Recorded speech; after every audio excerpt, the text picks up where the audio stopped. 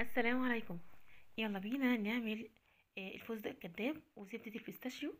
طريقة سهلة وبسيطة، مكونات سهلة جدا. ما فيهاش اي تعقيدات خالص. انا هستخدم نص كيلو من الفول السوداني. انا هحطه تحت الشواية 10 دقايق. تمام.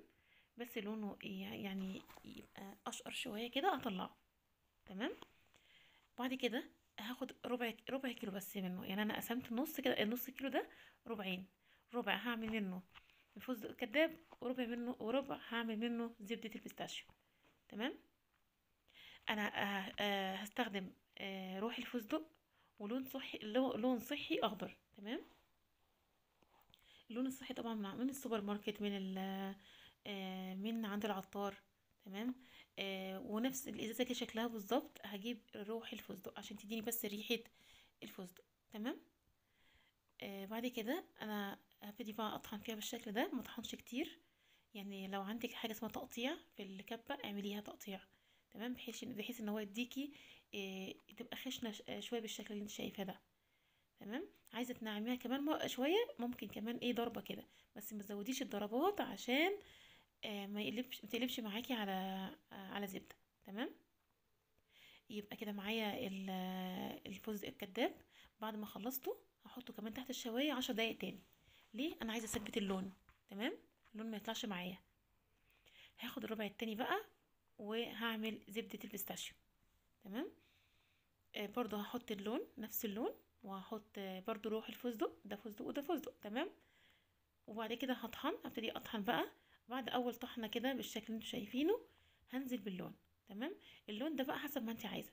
حطي يعني في البدايه كده حطي كام نقطه، بحيث ان انت تجربي نفسك انت عايزه انهي درجه. تمام. يعني تحطي وتضربي وتبصي.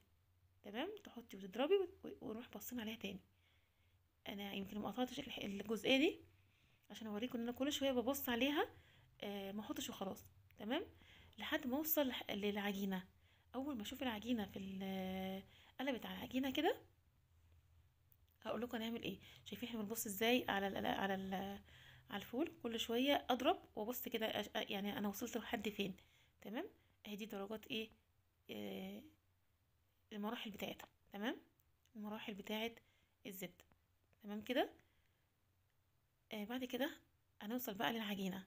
تمام. العجينه دي اول ما اشوفها بالطريقه دي هدي كمان ضربه بسيطه كده، وبعدين ابتدي انزل باقي المكونات اللي هي اصلا ما فيش مكونات، يعني هي ربع كوبايه من اللبن. تمام. انزل بيهم حبه حبه لحد بص ما الاقيها بتنعم معايا بالشكل ده. في الاخر خالص بحط معلقتين الزيت عشان بس تديني اللمعه. تمام. يبقى انا حطيت اللبن لحد ما اوصل للدرجه اللي انا عايزاها، سواء تقيله او اخفف شويه. تمام. انتي هتعرفي لوحدك، انتي يعني هتقدري تتحكمي في سمكها لوحدك.